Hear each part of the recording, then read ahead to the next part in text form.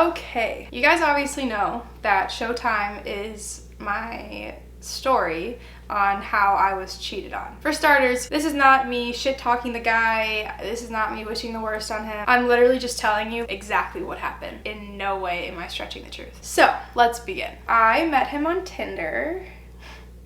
Red flag number one. There's nothing wrong with Tinder, but I mean, some great things come out of dating apps like that, but this was not one of them. Met him on Tinder. We were texting for like a month and a half, maybe 2 months. Finally went on a date, clicked really, really well, continued to go on more dates, and then things got more serious. All was really good. We're spending a lot of time together, getting to know each other really well, sharing a lot of our past experiences with each other, being super honest and open about conversations. I mean, I'm going kind of fast in the beginning because like it's just your typical like getting to know someone, you like them, whatever.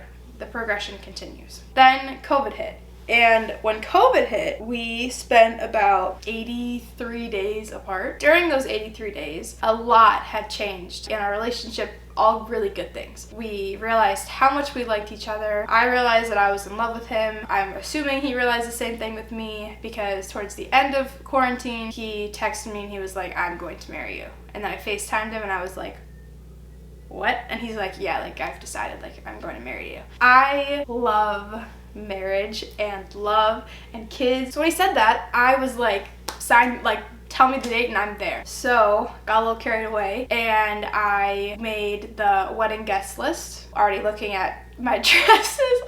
Shit. This is like embarrassing, but like I don't really care at the same time. I was making this scrapbook for him that every time we were together and we like took photos, I would like add it to the scrapbook. I was gonna give it to him on the night of our wedding, and it's like, you know, this is this date, this time. I'm writing this down because I just know we're gonna be doing this. So here's a whole visual picture book of our relationship. Yeah, I was like absolutely head over heels for him. So by the time that we actually got to like see each other again, it was like this big, huge, exciting moment. He told me he loved me. I told him I loved him too. We spend all this time together. He meets my family, like spends Father's Day with us. I had like met his family, does like this really, really beautiful thing for my sister for her birthday. And up until this point, there were no like huge red flags. After everything I've just said, there are definitely like 1,000 red flags, but at the time and in the mental place that I was at, I wasn't really picking up on anything too crazy. Then, one day in the summer, he did all this nice stuff for me. We're at the beach and we're just like talking, and all of a sudden he goes, "You know, I was gonna break up with you, like during quarantine." And I was like, "What?" And he's like, "Yeah, and I was gonna send you this message here." It has typed out the text message that he was going to send to me to break up with me. And he like made me read it. So I read it and it upset me because like that's the last thing I ever wanted. And I was like, "Why would you show me that?" And he's like, "You know, because it's so the opposite that like I just thought it wouldn't be a big deal." And I was like, "I guess, but like still that's just weird. Like you just don't do that." Then we go back to his apartment and all of a sudden he gets a FaceTime call. And I'm not like a sneaky person, but if your phone's like right in front of me and it goes off, like naturally my eyes are gonna go to it, and the contact name was absolutely not. So I see it and I was like, that's weird. He doesn't like say anything about it, I don't say anything about it. Then it happens again and again. Happens about 8 more times where the person calls, it like goes through the whole calling thing, and then the call like obviously ends. He also asked me to grab his phone for him, and I did, and then this person called again, and then we go to like CVS, and he's getting the calls through his Apple Watch or whatever, his watch that's connected to his phone. The ringtone is going off in CVS, and I'm like, really? Like, really? Didn't say anything because I was afraid to speak up, which is on me. I was pissed. If there's nothing to hide, there shouldn't be a problem telling me what's going on. The next day I was like, "Hey, can I come over? I just want to like clear the air on some things." So I go over, express my concerns to him. If there's someone else, I'm not saying that there is, I'm not assuming that there is, please just tell me. Like, I will be so much angrier if I find out later that there's someone else rather than you just telling me right now. He was like, "How could you think that there would be someone else? Like, I told you I loved you, I told you I want to marry you, I told my family I'm gonna marry you. Why would you think something like that?" And I was like, "Well, because this person called 10 times in a row and you didn't tell me about it. And I don't remember what his excuse was or what it was that he like responded with to that, of like who it was. Then it is like 4th of July. He was working all weekend, so I made Rice Krispie treats and I drove to his apartment. He lived like 40 minutes away. Put them on his door. He pulled up like from work or whatever and wasn't expecting to see me, and I was like, oh, like, hi. And before this, he had not talked to me in like 3 days. Barely texting me, and I was just confused because I was like, okay, I'm the one that was upset with you. If anything, I should be the one that's not talking to you, but like, why you're not talking to me is just confusing. So then I see him and I'm like, oh, like these are for you, like happy 4th of July. And he was like, oh man, like it's really hard to like be mad at you right now. And I was like, huh? Like what? You're mad at me for what? It just was so confusing. I thought it would be a good thing that I'm over it, because I believe you and I trust you and I'm like here giving you something nice, but you're mad at me because I told you I was upset. Basically, he was upset that I would think he would do something like that to me. And moving on. Then it is his birthday, and I love birthdays. I love to celebrate them, not so much my own, but like people that I care about and people that I love. And with guys that I've dated in the past, I've always done like really nice things for them for their birthdays because they deserve it. And with him, because I was like, this is the guy I'm gonna marry, we're gonna go all out. I rented like an Airbnb for us downtown, baked him like a huge cake, got him all these different gifts, alcohol, clothes, personalized gifts, took him to a really expensive dinner, and I loved doing it because he deserved it, and it was so worth it because I knew he would do the same for me, or at least put that kind of thought into it. Not necessarily the money, like it's not about that, but just the amount of thought and attention to detail. While we're there for his birthday, he FaceTimes his mom. I'm standing right next to him, like saying hi and everything, and he goes, Mom, I'm gonna marry Mia. And she's like, yep, you know, I definitely had a feeling that was gonna happen. And at that point I was like, my ring size is a size 7, like let's do this. Then it's the next week and he hurts his back. He had told me when he's hurt or sick, he like likes to have his space and everything. And I was like, yeah, totally get that, respect it. Let me know if you need anything, I'm here. Talk to his mom, just like making sure he's okay. Haven't heard from him in like 2 days, then 3, then 4. I FaceTimed him like on the 3rd day, he declined it right away. And I was like, can I please just see you or bring you something or take you to your doctor's appointment or anything, like literally just let me help you in some way. And so he kind of like reluctantly said yes to like having me take him to his appointment. Then it's the next day, I take him to the appointment, it's all done. We're walking on the sidewalk and I look over to him and I'm like, literally my exact words, I know this isn't what it is, but it looks like you have a hickey on your neck. And he was like, huh? Like, where, on this side? And I was like, no, like right here. I was like, I know it isn't that. Like, trust me, I totally know it isn't. But it looks just like it. And he said, oh, it must have been the chiropractor. And I was like, okay. I was like, okay, whatever you say. Yeah, I believe you. And I did. I just never thought that he would cheat on me. Like ever. Then the next week he's like moving apartments. I'm helping him move and pack up all of his stuff. We're sitting on the floor eating In-N-Out and the door is open because it's like 1,000,000,000 degrees outside. And all of a sudden this girl walks into his apartment. Literally right into his apartment.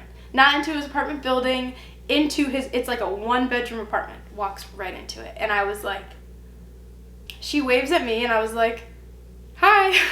Then she goes, can I talk to you for a second? They go outside. My jaw is literally on the floor. They're arguing outside and all I can hear her say is, you need to tell her it's not fair to her. And I was like, fuck. I was like, are you serious? Like, this is really what's like going on right now? He comes back in, he shuts the door. Before he can even say anything, before I say anything, she knocks on the door again, and this time I get up to answer it. And she's like, can I talk to you? And I was like, please, like, please fill me in on what's going on. Brings me down the stairs and she's like, so you don't know who I am, but I know who you are. And I was like, get out of here. I was like, this is not happening right now. She was like, so let me tell you what you're getting yourself into. I dated him for a long time. He wanted to marry me. He bought me a promise ring. When I asked about you, he said it wasn't serious. He said that it would be embarrassing to have kids with you, like meaning me, and that I was the only person he wanted to have kids with, and he changed your name in his phone when he was with me to question marks. I saw him every single day during quarantine. If he saw you at any of those times, like, I will be shocked because we spent every single second together. My heart just shattered. Literally in a billion pieces. He like came down the stairs, and then at a certain point I was like, I've heard enough, thank you so much. I went upstairs and I got my purse and everything, and I was like, I'm going to go home. When I'm put in situations of like high intensity like that, I'm very calm and collected, and I'm like, I was literally speaking at this tone, if not like more calm, because I just have to process everything. So he's like super upset, trying to explain himself. I'm like, I don't want to hear it right now. Like, I just want to go home. Then the next day I get a text or a DM from the girl, and she's like, I'm so sorry, you know, I didn't mean to come off rude or condescending to you or anything. And I was like, are you kidding me? Like, first, don't be sorry. Like, thank you. Seriously, thank you for saving me from so many more years of like distrust and heartbreak. You know, it's really shitty, but I'm really appreciative like, of you. I was like, would you mind if we video chatted here on Instagram so you could like fill me in?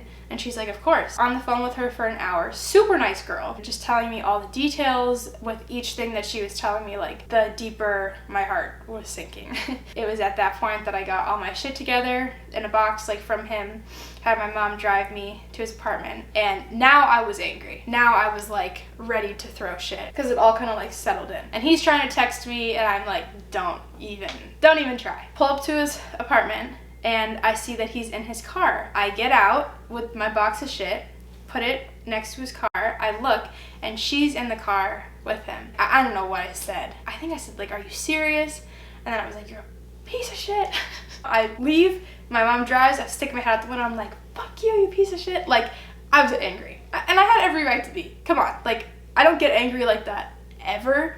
So when I do, it's like a bit dramatic. But it was like 10 o'clock at night. It wasn't like in a restaurant. Like, I would never do something like that. He's a very manipulative person, and I didn't realize that until after the fact. Telling me that she's crazy, blah, blah, blah, whatever, you know, how it goes. Then we like meet up. He asks me to get his mail for him, and I was like, are you out of your mind? I'm not gonna go get your mail for you. He's like, okay, fine, like goes, like gets his mail, and then sits, like it's like an open garage thing, sits in the garage in front of my car while I'm in my car, like waiting for him to come in and talk to me. And I was like, can you please come inside? He's like, I'm not coming inside. I'm like, oh my God. I do not want to have this conversation out in the middle of the day where there's like kids and families walking around. And he's like, no, like I'm not getting in the car. I was like, okay. I had 15 questions that I needed him to answer for me. He brought like a laminated binder full of all their text messages, but only her text messages. Not any, he did not show me or include in this binder. He was an hour late, might I add. He did not include any of his responses. I didn't care what the girl was saying. I cared how he responded, and he didn't include that. And then I asked, can I take this home so I could read it more? And he said no. Long story short, it was like, okay, we'll give him another chance. I like went away with my sister for a weekend, and he invited this girl over to, you know, do something for work, and then sends me a picture of his glass of wine. I was like, this is not helping your cause. Very, very poor communication. Did the exact opposite of all that he said he was gonna do. I'm giving you another shot. Don't fuck it up. And unfortunately, it did not work. I pack up all my shit, and when I walk in, he's in his bed.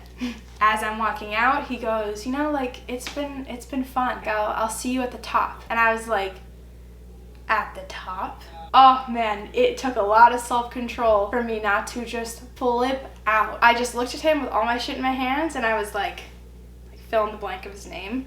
You will never get anywhere if you do not work on yourself. And I left, and I never looked back.